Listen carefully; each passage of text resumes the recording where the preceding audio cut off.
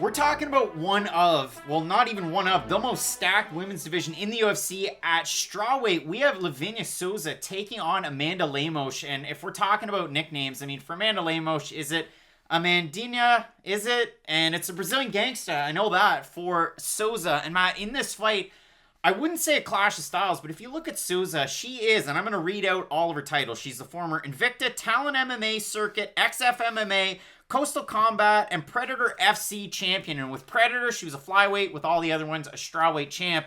And that's where this one gets funky fresh, because you look at Amanda Lemos, she took a lot of time off between her UFC debut and her second to last fight. She debuted a bantamweight against Leslie Smith, and she lost that fight. It was a TKO loss in the second round. It was kind of a weak stoppage, but I'll give the referee props, and I'll give Leslie Smith props as well, because she just continued to strike up against the cage. It was a classic Leslie Smith fight where Smith just kept her head down, kept pressing forward, landing in combination. And for Lemos, she was looking to counter. She has a nice high tie stance, and that hasn't changed from bantamweight down to strawweight. And the other thing that hasn't really changed, I figured, you got a bantamweight coming down. Her gas tank's probably going to be a huge issue. Hasn't really shown to be an issue so far, and that was the thing I remember when we looked at Amanda Lemos' last fight. She had the Smith fight, long layoff, fought Miranda Granger, finished her in this first round, looked pretty good in that fight too. And for Granger, long-rangey striker for the division, but not really the greatest ground game. I mean, hasn't had a great run in the UFC if we're being completely honest with ourselves. But in the fight against Mizuki, it was really the Amanda Lemos show. And I mean, we can go round by round in that one, because if you look at Mizuki, on paper, best female fighter of all time. She has all of the credentials. Like, her jiu-jitsu's good, her wrestling's good, her striking's good, and she has all these belts and all these different disciplines. But when it comes to MMA, has a bit of a tough time. So for Amanda Lemos, great combination. She can counter. And the one thing that I really find interesting about Amanda Lemos, too, she fights well behind the two black lines. Most people don't. She does. On her back foot, she has a lot of success. She's not too heavy on her lead leg. She can kind of hang back a little bit, really throw hands. Amanda Lemos, very interesting fighter. Good wrestling in her own right. She's taking on Livinha Souza, and I talked about all of the different titles and everything she's done in the past. In the UFC, it's been a weird run for Souza, because we've talked about, her last fight, Ashley Yoder. It was a really close fight. I mean, MMA decisions over there. You look at the total numbers, 29-27 for Souza. You had 14 29-28s for Souza. Sorry, this is the Frota fight. That was a split decision. And then 2 29-28s for Frota. Frota weighed in at 123. But the Yoder fight, if you look at that one, Matt, 7 29-28s for Souza and 10 29-28s for Yoder. It was a close one. Souza, Olympic in judo, and she was on the Olympic team there, former pro soccer player. She's got two good things, a wild overhand right and really, really good takedowns and submissions. So this should be a very interesting fight, and I think it's a well-matched fight. I agree. And Livinha Souza, I gotta be honest, I thought she was gonna have a big splash when she came to the UFC, because there was about a 6-month period where I was watching a lot of Invicta shows, and it just so happens that she was the champ at the time. So when she finally came over, this is finally not the first time I've ever been able to do this, but I'm like, this is one that I've been watching for a long time. I don't want to say she's the Will Brooks of Invicta, but she is starting to fall into that category. Please let me explain. When she fought in Invicta, she looked like she had every aspect of MMA. She really did look like a phenomenal, well-rounded athlete. And you go through some of the wins. Deanna Bennett, I know we make fun of her sometimes. She's sort of quirky and whatnot, but that's just a great win to have on your record, especially on your way up. She is one of those names, and Alex Chambers is another one. You might look at her record, and it's not great, but those are the fighters you have to beat if you ever want to become somebody. You need to beat the Alex Chambers of the world. You need to beat the Deanna Bennett's of the world. The Angela Hill fight was fairly close, because fun fact, that was the first fight I had ever watched in Invicta. Great job, Angela Hill. You made me a fan. But it was a really close fight, and it showed that Souza, she actually has decent cardio, even though her style is very, I would say, athletics-oriented. She does try to force things every now and then. Her takedowns aren't as silky smooth as you might expect from someone who has been at the Olympic level. She will try to use her physical strength, and it's weird for Souza. She's a great example of a fighter who needs to mix it up, but sometimes she doesn't, and she will just get happy with her hands. And it's odd because on the ground, she looks great. Like, go back to the Frota fight. I know Frota weighed in. She was massive for the weight division. But Souza she did everything you would expect her to do. She had wrestler. She looked good on the ground. Her striking is a little bit one-dimensional, but it gets the job done. If I duck into an overhand right, where is my head? Pretty much in the exact same position to shoot a double leg. So just that can get you fairly far. But then you look at the Brianna Van Buren fight, and Van Buren in her own right is a very good prospect.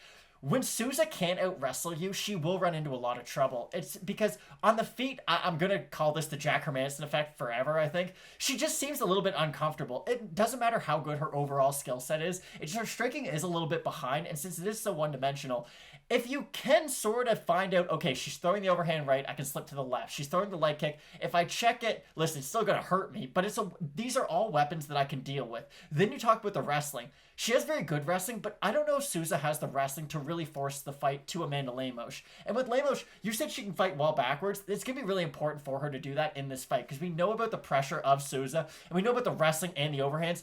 Souza's just going to be... She will be moving forward a lot in this fight. I don't know why that was so hard to say. And I'm just curious, how is Lemos going to deal with the pressure? Is she going to shoot her own takedowns? Is she going to be happy keeping this on the feet? Kind of like we saw with Alex Caceres, Kevin Kroom. Lemos has the different tools to fight this fight. It really just depends on how she deals with the problems that Souza brings to her. Lemos could outstrike Souza throughout this fight. She could shoot her own takedown and do well on the mat. Amanda Lemos just has a lot of skills that I think Livinha Souza is going to have trouble with. Well, that's the thing. I mean, you look at this fight, and for Souza, she really kind of closes distance with the overhand right. And again, she has a cracking leg kick, and that could really cause a lot of problems for Lemos, too. I mean, she stands pretty high up. She does put some weight on her lead leg, but when she's backing up, when she's throwing the counters of her own, it's not something that I worry about a whole lot, but I look at Livinha Souza, and when she goes for takedowns, it's either a single leg or an upper body throw. There's not a ton of double legs in her arsenal, and when you look at Amanda Lemos, what does she do? Well, when she gets boxed up and when she gets her back up against the cage, and if she's able to dig underhooks, she goes for a trip and pushes forward, and that's how she gets a lot of her takedowns. Now, for both of these women, it's not something that you see a lot of out of fighters in this division. That's the thing. They're going to cause a lot of issues and problems for a lot of these women from 20 to 10, and maybe even more.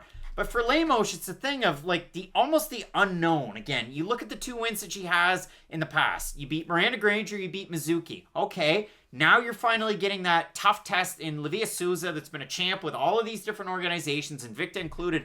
And for Souza, definitely has the more, I would say, well-rounded record if you're looking at the names. I mean, again, you bring up Deanna Bennett. That was the second fight with Invicta. She loses to Hill. She beats Hamasaki, a pioneer and a GOAT in women's MMA. Morandin, Chambers, Frota. Even in that Frota fight, again, it was a split decision. I thought Souza won it, but there were moments where Frota was on top, and Souza, yes, she's going to fight and look for submissions, but Frota had some opportunities. Again, she weighed in 7 pounds overweight, so take it for what it's worth. But you look at this fight, and overall, it's just tricky to try and figure out. Because, again, that Ashley Yoder fight, it was a unanimous decision win, but Yoder gave her problems. And we saw Yoder, well, she was supposed to fight last weekend against Angela Hill in the rematch, but it didn't happen. So we get this fight here, Matt. The most surprising thing to me out of everything, Amanda Lemos, the biggest mover and shaker by far on this card, 73% movement in her line. Lemos open a plus 165 underdog. She's now a minus 223 favorite. For Souza, open up a minus 215 favorite. She's now plus 178 underdog. You don't see that very often ever. And then if you have a look at the Tapology votes, a total split, 1,198 total votes, 68% on Souza, 86% by decision. Same thing for Lemos. A lot of people picking her to win by decision as well. So the voters are going with Souza. The money's coming in heavy on Lemos. When I did up my notes and I was watching all these fights, the one troubling thing I had for Lemos was that she can be a slow starter. And she's the type of person that kind of has that output as the fight goes on. Souza's the more credentialed as far as maybe the grappling's concerned, especially the judo's in her favor. But I like Lemos' hands. I really like her boxing, and she's not as one-dimensional. So I'm going to go with technique over power. I like Lemos in this fight. I agree with you. I like Lemos, but I feel like there's a couple speaking points that we have to talk about for Souza. You had mentioned the trips of Lemos. Souza, with that judo background, goodness, words are difficult today. With her judo background, she can counter a lot of those trips of Lemos. And I'm not saying that she's going to go out there and Ronda Rousey her and throw her on her head in 2 seconds, but when you look at the way Lemos does like to get takedowns, it does play into the grappling style of Souza. I do agree with you, though. I like Lemos in this fight. I think she's the more well-rounded of the two. And at this point, I think we've all come to the agreement that you kind of have to pick the better fighter over the one who just has more power. So I like Amanda Lemos a lot. If you want to watch watch one thing that's important in this fight as far as a fighter's base. We always kind of make fun of the fact, Devin Clark, look at him at 205. His legs are giant. Look at Amanda Lemos' base for these fights. Again, I know she came down from bantamweight. Her upper body's not huge, but her legs are giant. As far as takedown defense, very, very good so far in her UFC career as well. So things to watch out for. It should be a great fight. We're both going with Brazil's, well, Amanda Lemos. We could have picked either, but Amanda Lemos should get the win in this fight. And Matt, maybe there's another Amanda from Brazil that can get a win too. I mean, Amanda Nunes taking on Megan Anderson. You got Jan Sterling. You got Błachowicz taking on Israel Adesanya. It's a great night of fights. Keep it locked in with Fighting Picks, Matt, as we always say. Let's get into it.